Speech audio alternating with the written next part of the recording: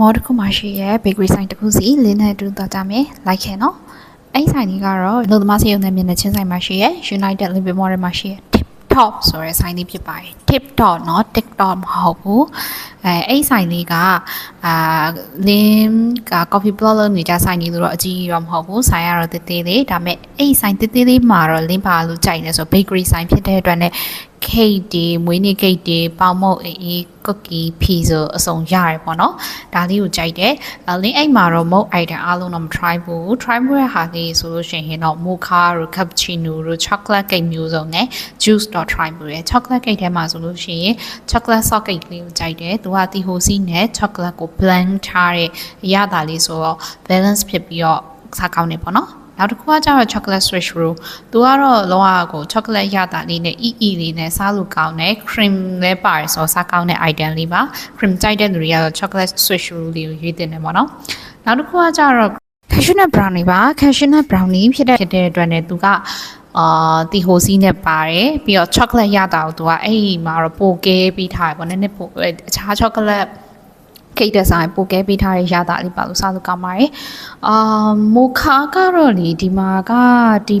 ရတဲ့မိုခါကတော့လင်းအတွက်တော့နည်းနည်းလေးချိုးတယ်လို့တော့ခံစားရတယ်ပေါ့နော်လင်းကအစိမ့်ကြိုက်တဲ့လူဖြစ်လို့လားတော့မပြောတတ်ဘူး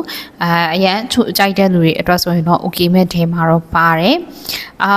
ပြီးတော့လင်း try မှုဆို juice ပေါ့ juice ကတော့ orange juice လို့ပါတော့လင်းရိုး orange juice တော့ပဲ try မှုတော့ okay ရပေါ့နော်တောက်လို့ကောင်းတဲ့ထဲမှာလည်းပါတယ်ပေးရတဲ့ဈေးနှုန်းနဲ့ရတဲ့ quality နဲ့ကလည်းလုံးဝကိုမျှတယ်လို့ခံစားရတယ်ပေါ့နော်နောက်တစ်ခါလည်း chicken roll try မှု chicken roll ကတော့ဒါတော့ cake တော့မဟုတ်ဘူးဆိုမှတော်တော်စားလို့ကောင်းတဲ့ထဲမှာပါတယ်အဲ့ chicken roll နဲ့juice နဲ့ပေါင်းပြီးတော့ကိုလေး6500ပဲပေးရဆိုတော့တော်တော်တန်တဲ့ဈေးနှုန်းထဲမှာပါတယ်ပေါ့နော်တခါ coffee တောက်တော့လာချပေးရခွက်ကလည်းလင်းတော်တော် awareness ဖြစ်သွားတဲ့ခွက်ထဲမှာပါတယ်ဘာဖြစ်လို့ဆို drink make your drink come true ပေါ့နော်အဲ့စာတဲ့လေးကိုဖတ်လိုက်တဲ့ချိန်မှာလင်းပါ awareness ရသွားတယ်ဆိုရင်လင်းတို့မှာအိမ်မက်တွေရောရှိပေမဲ့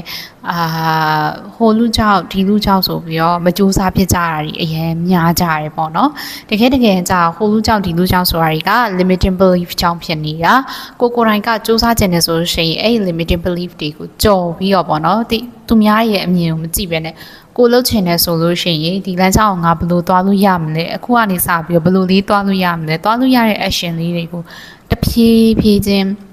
လှုပ်ဆောင်ခြင်းကဒါ action ကိုစပြီးတော့ဒီလမ်းကြောင်းကိုသွားဖို့အကောင့်ထဲပေါ်လိုက်တဲ့ action ဖြစ်တယ်ပေါ့နော်အဲ့ action ကလည်းနေရင်းချင်းညာရင်းချင်းဒါဒီ dream ဖြစ်လာမှာတော့မဟုတ်ဘူးဒါပေမဲ့ step by step လှုပ်ဆောင်ခြင်းကအဲ့ဒီ dream ကိုရောက်သွားစေမဲ့လမ်းကြောင်းဖြစ်တယ်ဆိုတာကိုပို့ပြီးတော့သဘောပေါက်သွားစေရဲ့စာလေးပေါ့နော်အဲ့ဒါလေးကိုလည်း awareness လေးကပ်မိသွားပါတယ်ဒီဆိုင်လေးကကြတော့